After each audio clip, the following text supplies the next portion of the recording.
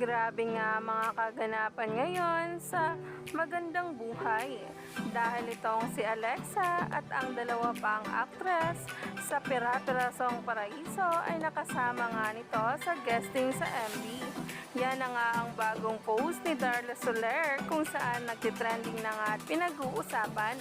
Kaya naman sabay-sabay nating tingnan at alamin ang nasabing post ngayon na umaani na ng samot-saring komento sa social media.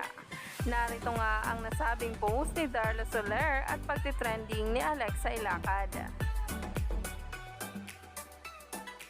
Narito nga ang post ni Darla Soler sa Twitter kung saan nariyan si Alexa Ilacad, Loisa Andalio at Elise Hoson.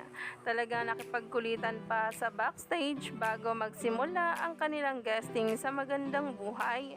Umani nga agad ito ng samot-saring komento sa social media kung saan ang gaganda at ang refresh ng tatlo na kung saan ay kinagiliwan pa ang naging caption ni Darla Soler dito.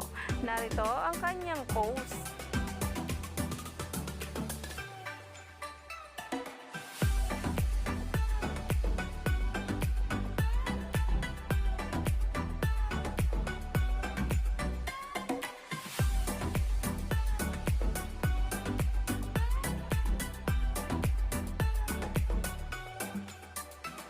Ito naman guys, ang post kung saan ay nagtitrending ngayon at pinag-uusapan si Alexa.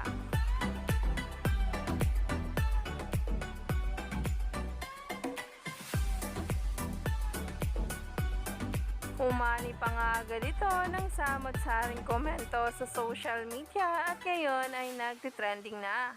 Kaabang-abang na nga rin na magiging pasabog pa nila sa mga nalalapit na araw kung saan nga ituloy-tuloy ang mga pasabog sa kanilang teleserye. Kaya naman, stay tuned lang tayo.